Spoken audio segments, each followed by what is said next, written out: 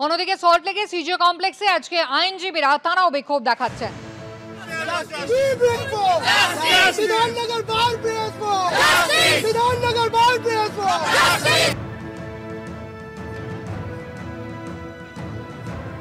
আমরা কাউকে চেপে ধরছি না।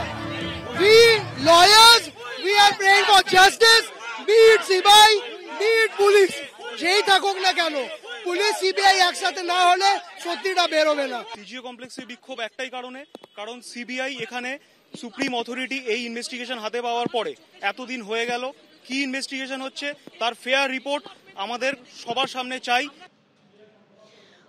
চলে আসি পরের খবরে। 2017 এবং 2022 সালে প্রাথমিক টেটে প্রশ্ন ভুল মামলায় এবার 3 সদস্যের বিশেষ কমিটি গড়ার নির্দেশ দিল কলকাতা হাইকোর্টের ডিভিশন বেঞ্চ। সেক্ষেত্রে প্রাথমিক শিক্ষা পর্ষদ, কলকাতা বিশ্ববিদ্যালয়, বিশ্বভারতী বিশ্ববিদ্যালয়ের একজন করে বিশেষজ্ঞ থাকবেন এই কমিটিতে। বিশেষ কমিটি বিষয়ভিত্তিক বিশেষজ্ঞদের দিয়ে প্রশ্ন খতিয়ে দেখবে, নির্দেশ বিচারপতি হরিশ টন্ডনের ডিভিশন বেঞ্চের।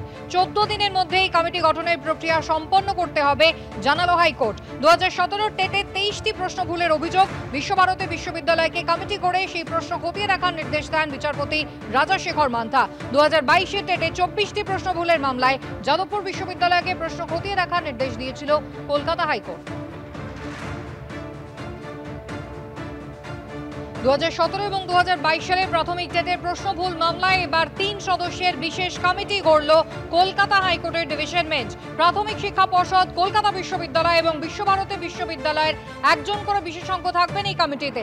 বিশেষ এই কমিটি বিষয়ভিত্তিক বিশেষজ্ঞদের দিয়ে প্রশ্ন খতিয়ে দেখবে, নির্দেশ বিচারপতি হরিশ টন্ডনের ডিভিশন বেঞ্চের।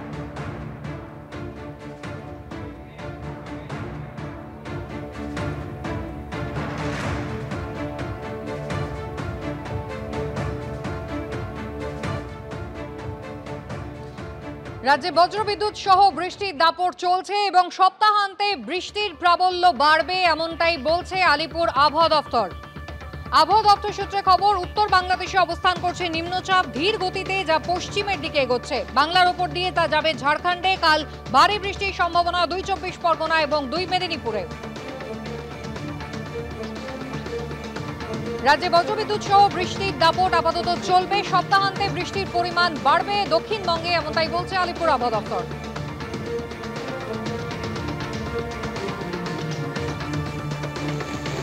রবিবার ভারী বৃষ্টির সতর্কতা রয়েছে হুগলি, ঝাড়গ্রাম, পুরুলিয়া, বাঁকুড়া, 2 মেদিনীপুরে। নিম্নচাপ ও ঘূর্ণাবর্তের জোড়া ফলায় সমুদ্র উত্তাল হওয়ার আশঙ্কা রয়েছে। সপ্তাহান্তে মৎস্যজীবীদের সমুদ্রে যেতে নিষেধ করা হয়েছে।